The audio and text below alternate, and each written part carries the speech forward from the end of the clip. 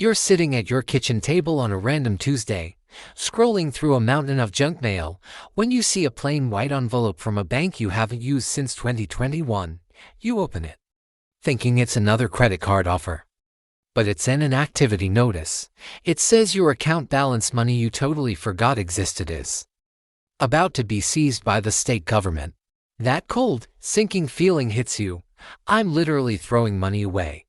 My name is Zach, and I spend way too much time thinking about the invisible leaks in your financial life. If you raise someone who feels like you're working 50 hours a week but your net worth is stuck because of ghost fees, forgotten assets, and a system designed to profit from your forgetfulness, make sure to hit the subscribe button and give this video a thumbs up if this helps you out. Look, here's the thing. Most people think their biggest financial enemy is the economy or inflation.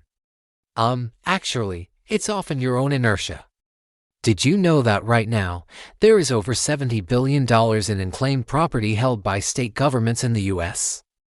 That's not a typo, billion with a B. This is money from forgotten savings accounts and cash paychecks, security deposits, and insurance payouts. Why does this happen? It's a process called escapement.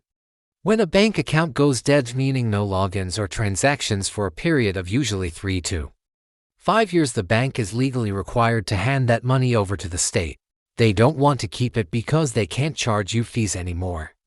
They'd rather offload the liability, and the state is more than happy to hold your cash interest-free for decades. I've spent months analyzing how these dead accounts drain wealth, and I've developed a protocol to stop it. We call it the 3-day rule. It's designed to be a sprint that yields a high ROI on your time. On day 1, we do the digital archaeology. Now, you might be thinking, Zach, I don't have forgotten money. Here's what most people don't realize. We change jobs an average of 12 times in our lives. That's 12 different 401ks, 12 potential final paychecks, and dozens of utility deposits. First, go to missingmoney.com or your state-specific treasury website. Search every variation of your name and every city you've lived in for the last 10 years. Second, search your email inbox for keywords like dormant, inactivity, escapement, and final notice. Finally, check your old physical mail piles. Banks are legally required to send a notice before they seize the account. On day 2, we perform the 1-cent reset. This is where it gets really interesting. You don't always have to close an account to save it. You just have to prove you're alive to the bank's software. The strategy is simple. Set up a $0.01 transfer from your main bank to any secondary or dead accounts. This creates a customer-initiated transaction. Most state laws reset the abandonment clock the moment a human interacts with the funds. On day 3, we focus on consolidation, the wealth multiplier. This is where we stop the bleeding. Let's say you have 3 dead accounts with $100 each. Most big banks charge a $15 monthly maintenance fee if the balance is below a certain threshold.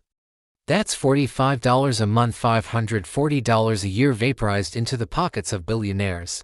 Close those accounts.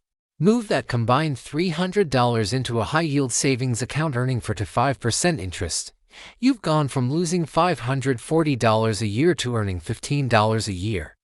That's a $555 swing just by moving your mouse for 20 minutes. Look, I get it. Dealing with dead accounts is boring. It's administrative. But there's a psychological force at play here called the Zeigarnik effect. This is the psychological tendency to remember uncompleted tasks better than completed ones. Every dead account you have is an open loop in your brain. It creates a low-level background radiation of stress because, deep down, you know you're disorganized. By following the 3-day rule, you aren't just finding $1,000. You're closing those loops and reclaiming your mental energy to focus on making money instead of just managing it. Now, you might be thinking, is this actually worth my time? I probably only have $20 in there. Let's use a relatable analogy. If I told you there was a $100 bill taped to the bottom of your kitchen trash can, would you reach in and grab it? Of course you would. You'd wash your hands afterward and go about your day $100 richer. Leaving a dead account open is the same thing as money sitting in the trash of your financial history. And for those thinking, I'll do it later, later is where dreams and bank balances go to die. Every month you wait, those ghost fees are eating your principal. Stop being a passive observer of your own financial life. The system is designed to bank on your laziness literally. Use the next 3 days to reclaim what is yours. When you find that first $50 or $500 that was rightfully yours, don't spend it on a steak dinner. Put it into an index fund. Turn that dead money into seed money. You've worked too hard for this cash to let it sit in a state vault or a bank's fee revenue report. Go do the audit, reclaim your capital, and I'll see you in the next video.